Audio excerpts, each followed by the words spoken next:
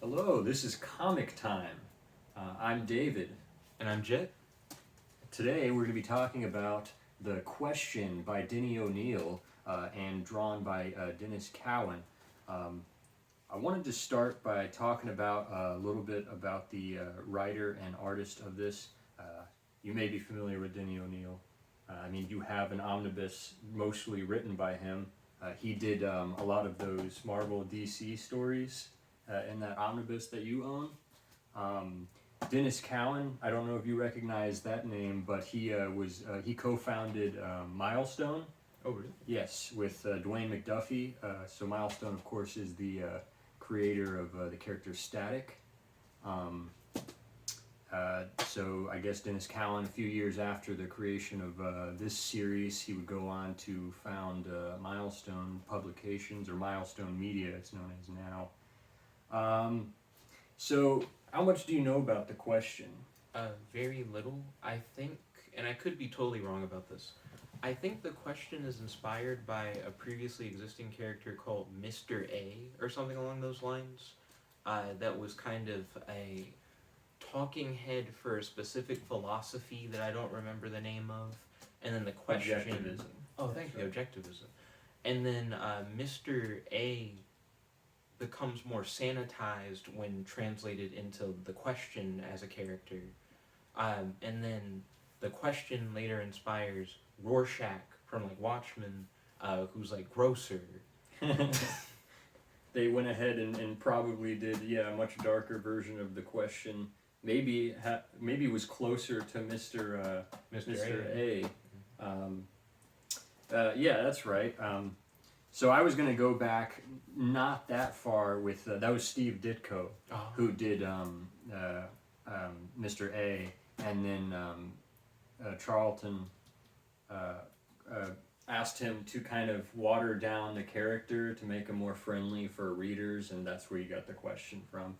So Charlton Comics in the late '60s wanted a kind of like side character to go with the Blue Beetle reboot that they were doing. And so those Blue Beetle comics lasted for like 68, between like 67 and 1968. And The Question appeared, sparsely here and there. And he had his own like 3-issue mini-series. And then Charlton stopped publishing those characters for over a decade until in 1983, the characters were actually picked up by a company called Americomics, and they only owned him for that year, and they published one story with the characters in it called the name is eluding me. They published their own team that included The Question and Blue Beetle on it, and then DC swooped in and bought the rights to the Charlton Comics characters, which they then held on to until 1985. During the events of Crisis on Infinite Earths, they decided to start using those characters again, and so here we have The Question, created in 1987. This would be, of course, the first DC version of this character, or you could call him the post-crisis version. This is not an origin story. The first appearance he had post-crisis was actually in issue 5 to issue 7 of the 1986 Blue Beetle series. So if you wanted like what he was doing before this, you'd have to read that. He was in Chicago hanging out with Blue Beetle for like a year or so. And then in this story, he begins, and you can open that if you want to look at the first issue. So after coming back to Hub City, his hometown from Chicago, he's kind of just making a name for himself as a new vigilante. He's established that he can be a crime fighter.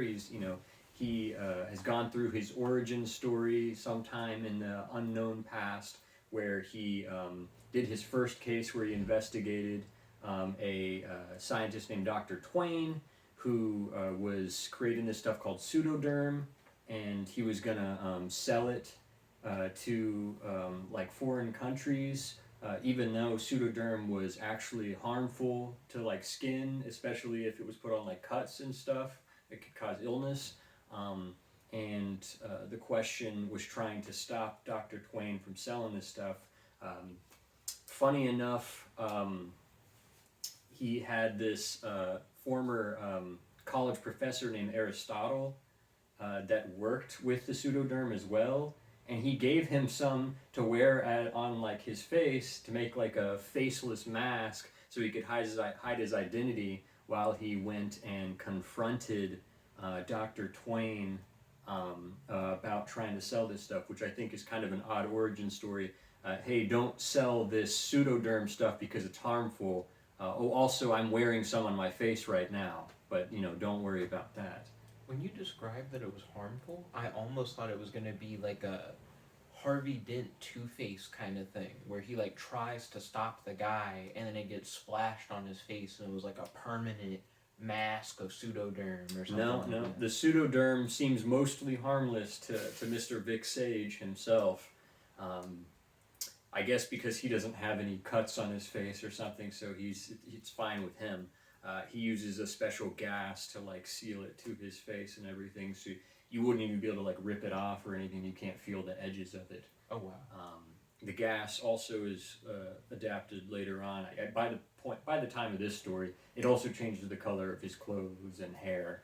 So it's just like a quick change. Basically, puts the Pseudoderm on his face, sprays himself with the gas, and now he looks completely different. Can he pick what color he changes it to? No, I think it makes it this blue suit. Oh, it specifically is like I become the question, essentially. I think it makes his suit blue, and it gives him this blonde hair. Interesting. So yeah, that's kind of how he transforms into the vigilante. He's still friends with that college professor that sent him on that first investigation, that Aristotle guy who he calls Tot. Why Tot? Tot is in the middle of Aristotle. the name Aristotle. I don't see. That's kind of a dumb nickname, but he doesn't complain. So when we jump into this story, he's back in Hub City. Hub City's supposed to be like the most corrupt, crime-ridden city in the DC's version of the United States. So worse than Gotham Yes. or Bloodhaven? Yes, if anything was worse than Gotham or Bloodhaven, it would be Hub City. So Vic Sage is when he's not being a vigilante, he is a TV reporter, news reporter, and basically what he does is he will investigate corruption in the city, and then he will then go and report about it on the news.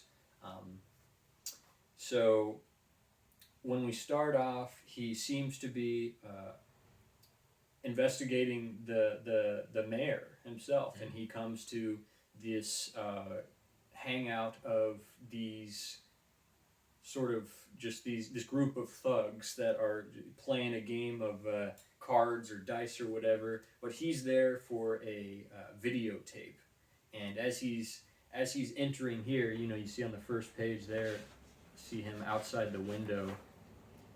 He's kind of monologuing to himself, and I think that's pretty typical for the question. But looking into the things that he says to himself and to others in this first issue, you'll notice I think he has some pretty blaring character flaws that he has to work on in the future if he wants to survive and be a good vigilante. He's very arrogant. He's very content with the violence that he dishes out, and he seems to even enjoy it. The very simple way to put it is he's in over his head. He doesn't really know what he's getting himself into. He just assumes that I can handle it. But anyway, he goes in, he busts in this building, and he very sloppily takes down these thugs and takes this videotape. There is an important woman there that was with these thugs who just kind of watches it all happen. And he tells her, hey, stay out of this. And she's like, yeah, I wasn't going to get in it anyway. He has no idea who this woman is, and that is going to be big issue for him in the future. He didn't know what he was getting himself into. So this videotape turns out to be a clip of the commissioner of schools like doing cocaine, and there's like a scantily clad woman there who he determines is this woman that lives with a successful landowner in town and land developer in town. And he said, so it just so happened that the commissioner of schools also granted this landowner recently a great deal on a plot of land in town. And he just happens to be hanging out with the girlfriend of this land developer. And he is also going to tie that corruption to the mayor, suggesting that I've been doing all this reporting on corruption like this that has made it clear that there's all sorts of deals and favors going around politically, and the mayor should know about it, because like I know about it and I'm reporting on it, and the mayor doesn't seem to be doing anything or acknowledging it. So the mayor must be in on it too, and he's tying this videotape to the mayor, saying that the mayor had these thugs holding on to it, kind of to be used as blackmail in the future. Why is it that people don't know he's the question if he steals the tape and then immediately as an Reports on investigator? it. Yeah.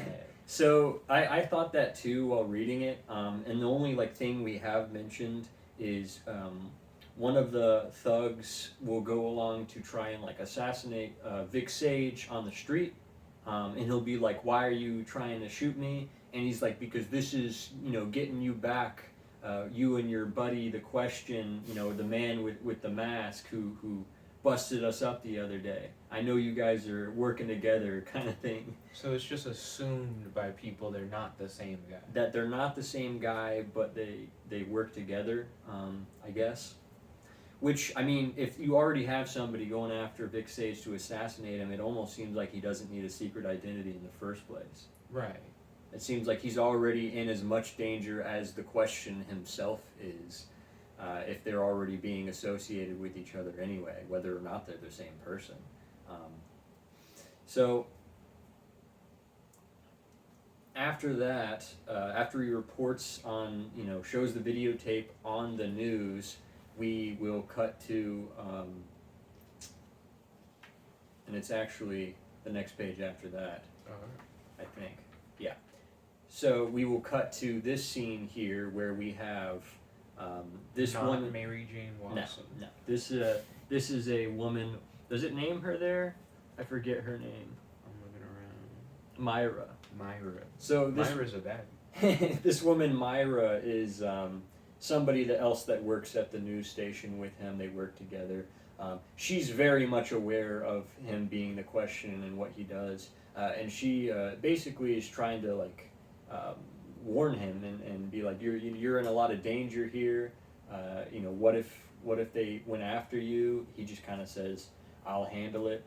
In this conversation, he's being very cold and matter of fact in all his responses. He's just kind of like, "You don't know what you're talking about. I'm fine." And he's like, I guess he's just kind of like, "Yeah, I like the way things are." She mentions the bruises on his knuckles, and he's just kind of like, "You should see the other guys," So that's his personality at this point. He's putting himself in danger and seems like, I'll handle it, and if I don't, whatever.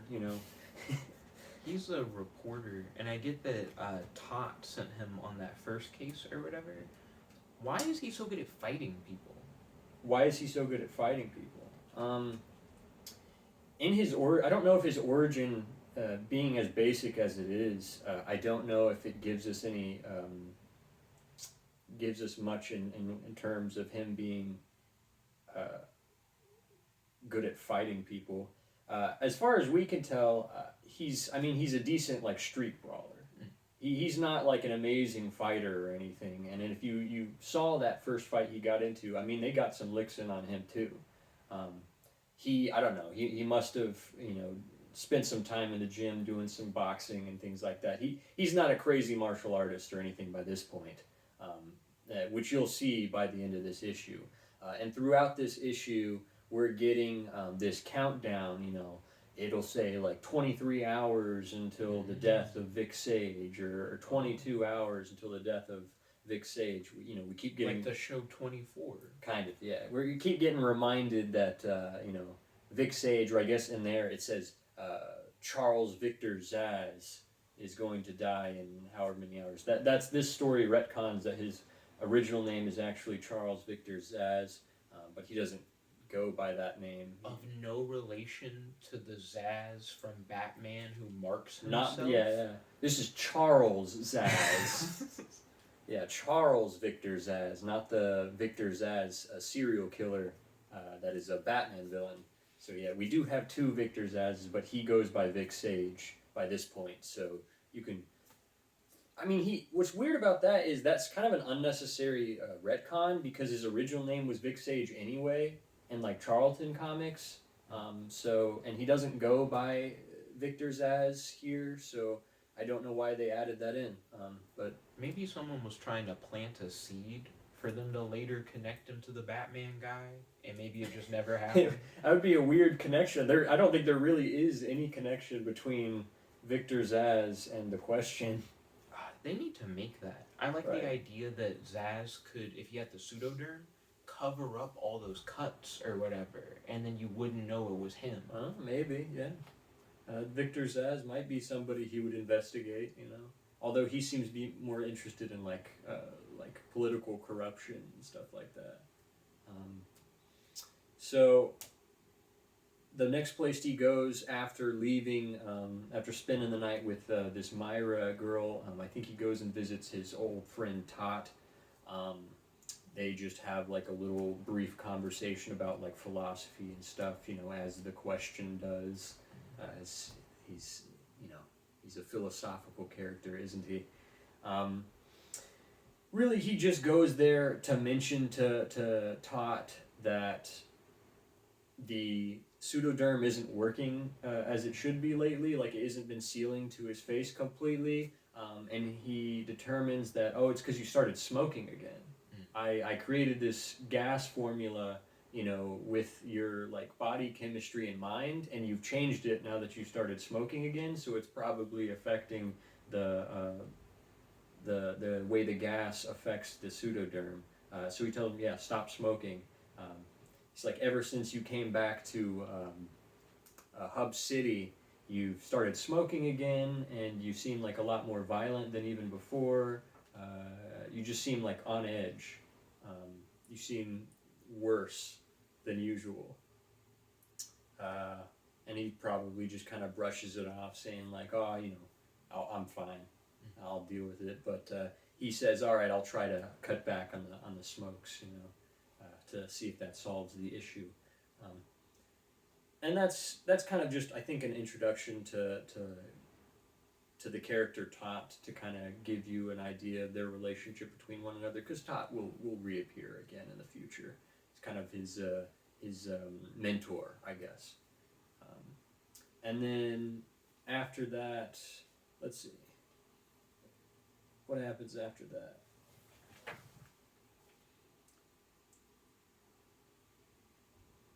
Is this the assassin part? Right.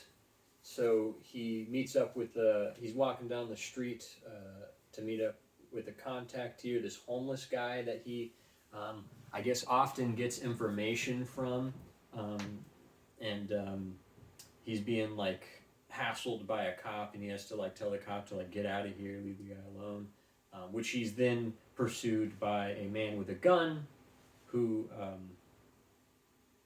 ends up shooting the cop accidentally while trying to hit Vic Sage. And so Vic Sage ends up chasing down the guy who was trying to kill him, because the guy like missed, hits the cop, and he's like, I gotta get out of here. Vic Sage catches up with him, and he's like, why are you after me? The guy says, this is actually, by the way, this is the guy who's trying to kill him is the guy that gave up the videotape to him when when the question was after that.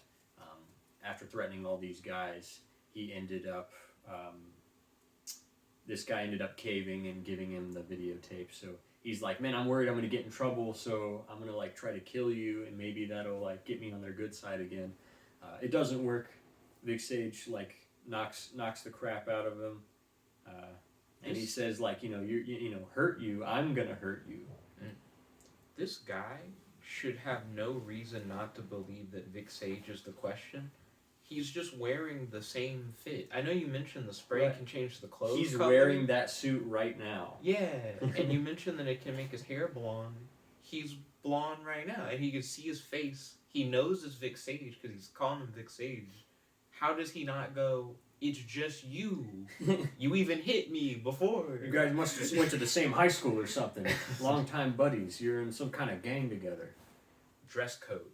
But like I said, it almost doesn't matter because it seems like they're after Vic Sage just as much as they are the question. So despite the oddity that they don't just immediately track that Vic Sage is the question, he's in just as much danger. His secret identity is pretty much pointless anyway. Are they going to go after Myra? Not in this issue, that's for sure. Okay. They don't go after Myra, which is odd. Maybe if what happens at the end of this issue didn't end up happening and they had more trouble like getting to him, they might have gone for her at some point. Maybe maybe that's a new relationship and they don't really know that he's like dating her yet or anything. So after that little encounter, it cuts to the Reverend here, this priest who hangs out with the mayor. Whenever we see the mayor, we see the priest sitting like right next to him and kind of like pulling the strings. Really, it seems like the mayor is just a puppet for this Reverend, who is the one who's actually running Hub City and is probably the primary reason controlling all this corruption. And he does like a TV seminar here, and he just kind of explains like where he got his like newfound faith. He talks about being there, and he was there in Vietnam as like a chaplain, and he said after all the like death and despair that I saw, I realized I need to keep in mind that I'm only supposed to serve one master. And what we see here is not the same thing that I think he's telling the public. The audience. Yeah. What's shown here looks almost like a soldier with a Bible, and he like throws his cross necklace. He's denouncing his religion. So that makes me think that the Reverend is like a fake priest. Right. And this is what actually happened at the bottom here, but he's kind of speaking in general terms, so you don't quite know what he's talking about. It also is weird for him to say he found his faith as a chaplain during the war. It sounds like if you're a chaplain, you already are like in the faith or whatever. Is that the It's specific like a weird wording? story. Oh, I'm looking at pictures. I'm listening to you for word context. Well, no, I think he was. The newfound faith I'm talking about is the experience of seeing all the death and destruction. He was already a religious man, being a chaplain in the military. Yes, but I think he's trying to suggest that it was being in Vietnam that pushed him deeper, pushed him further, and doubled down on his faith. But actually, I think it did the opposite, right, suggesting what that shows there. So that's just a brief scene there, and we move on to I see that woman. their woman again. Do you know who this woman is? Off the top, like if I just were to guess, is it like Lady Shiva or something? It is Lady Shiva. Ooh. Right. Lady Shiva is actually on the payroll, it seems, for the mayor and by association this Reverend. Vic Sage does not know who Lady Shiva is, and that's unfortunate for him because if he had recognized her there that night, I think he would have been a little bit more cautious than he has been, because Lady Shiva is meant to be one of the greatest martial artists in the world, even better than Batman. So it does. We find out this is Lady Shiva, who is this woman that didn't intervene in that first fight, but she will later on once they tell her like, hey, you didn't do anything last time. Can you like do something this time? And she's like, okay, you didn't pay me to stop him from taking the videotape last time, so. So anyway, the scene here is at a diner. We see that homeless guy that's an informant for Vic Sage is actually talking to one of the thugs that the Question beat up the other night. And it turns out that this homeless guy is kind of a two-timer here. He's clearly telling the thug that he's an informant for Vic Sage, and the thug is like, okay, well then here's what you can tell Sage, tell Sage that we're gonna like be here at the docks tonight at this time, and he's like, okay, yeah, I'll tell him that. And so he's gonna pass that information on to the Question, and then of course we go to over here. The Question is immediately like, yeah, that sounds like a trap, but I'm just gonna go over there anyway because I can handle it. This is his character flaw coming in. He thinks, after hanging out with Blue Beetle in Chicago, he's like, man, I can do anything, man. I'm in Hub City. Yeah, I can just do whatever. The Blue Beetle's a good friend of mine, man. Don't make me call him. Batman can't even handle Hub City. But, yeah, so the Question, after his recent experience in his life, I guess he thinks that he's some kind of big shot and thinks that he can just do anything. So he's not worried about this being a trap. I mean, he knows it is, but he doesn't care. So we move on to the next page here, and he heads there at the time tonight, almost as if it was a request. Basically, he's like, oh, you want me to go over there at the docks at 10 p.m.? Yeah, I'll be there. And he shows up. He's a little bit cautious. He kind of like walks up, and you see him like hiding around the corner, like trying to like inspect what's going on. Doesn't matter. They know he's there. They know he was coming. Everybody knows what's going on. So he shows up as the Question, and Goofy. I love the way this is set up. Yeah, with the snow and art, everything. yeah, it is pretty nice, all dotted. A lot of it is borderless panels, so it all kind of like bleeds together. And this action layout, where it's 9 grid, 3 rows of 3 panels. Mm-hmm. That's the fight scene right there. Yeah. Right. This is what Watchmen is famous for. The like 9 grid, but it's neat that it's a 9 grid, no text. Yep. All hands. Just fight. Yeah. Yep. See that's one thing you got to give credit to. Dennis Cowan did a really good job with the art in this. There's a lot of times I'm very like skeptical of art from many decades in the past. The 80s, and when you go back to the Silver and Golden Age, I get kind of skeptical of how the art is going to be. But the art in this series is pretty good. Dennis Cowan was a good choice, and so he is now here confronting the thugs, and the Reverend is there, and thugs have a stupid ass line saying like, "Oh, it's not Vic Sage, it's the mask guy is here," But so yeah, he walks up there. The immediately confrontation between Lady Shiva and Vic Sage. Vic Sage still has no idea who she is. She starts by saying like, "Do you have a preferred method of combat?" And he's like, "Lady, just like get out of here. You didn't fight me last time. You should stick with doing that."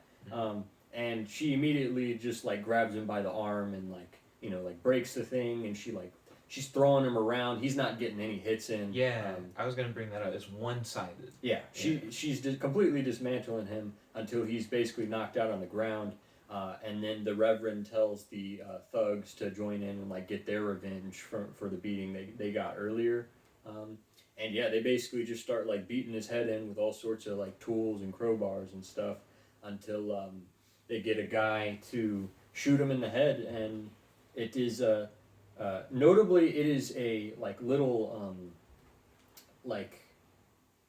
cattle gun that you'd use to like kill your cattle, and so it's a smaller round than a 22 even, so it's a real like pebble sized round almost. And so they shoot him in the head with that after like beating him up, and then toss him into the river. Um, and that's just where that's where it ends. You get the end, and what does that last box say there? As the husk of what had been Charles Victor Zaz settles into the sand and is cold and silent and still. Right, right. And so kind of this was what the countdown for the whole first issue was building towards. That he presumably just dies at the beginning of or at the end of the first issue there,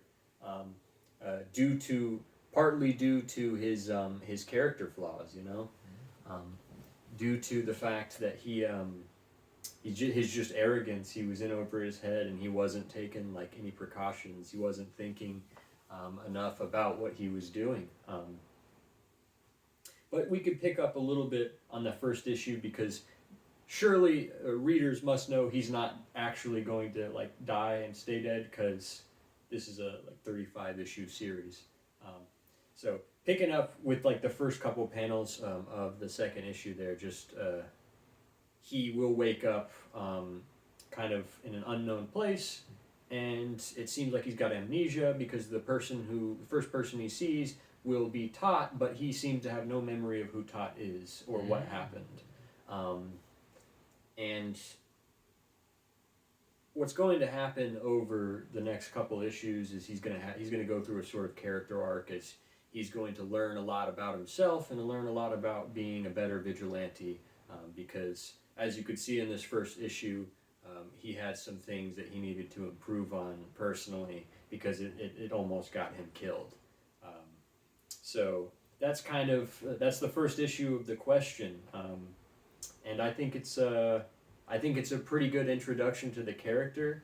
When I read it for the first time, it was fine, but I think reading it the second time, I understood it a lot more, and I think I saw what they were doing with his character a lot more, with the character flaws and whatnot. Because when I was reading it the first time, I was thinking about like, oh man, he's kind of not a likable person. He's kind of a very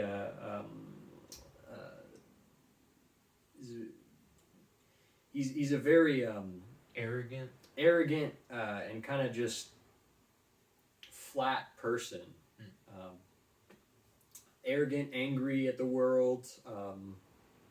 Didn't seem to think too much about his next action. He was just very aggressive about his actions. And I figure over the course of the question series, he changes quite a bit. I know he gets in a lot into things like Buddhism a lot. He'll like get into like meditation and like inner peace to try and like calm the like negative aspects of his personality. What did you think so far? I was surprised by that fight sequence in terms of like the art, as well as the very first panel with him like in the rain and the silhouette. I like the use of like darkness from like a visual point of view, using like more dark colors and shades. Try to get your sleeve button on. There we go. I agree that he didn't sound like a likable person. Like as you were describing the comic, I'm like, oh, I feel like I wouldn't like hearing his inner monologue and seeing his character interactions, and it makes you wonder why the people around him even care about him, considering how he treats them. It's one thing for him to be fighting like gangsters and being like, oh, I don't like them, Hub City is such a bad place. And it's another thing for him to be talking to Myra or Tot and be so like callous. The word I was thinking of earlier when I had that like long pause, I was thinking the word cold. I think cold is a really good way to describe his disposition when he's interacting with people in this first issue, and hopefully that's something that changes in his character. I think he was just too like dead set on being a vigilante and stopping these guys, and didn't bother to stop and think about how he was going about it. But yeah, that is the question issue 1 by, let me see that there, Dennis O'Neil and Dennis Cowan. That is this cover of this omnibus. It just so happens to also be the cover of the first issue of the series. I have the individual issue somewhere back there in the corner, but I figured this is a lot more durable of a book to kind of just pass around. True.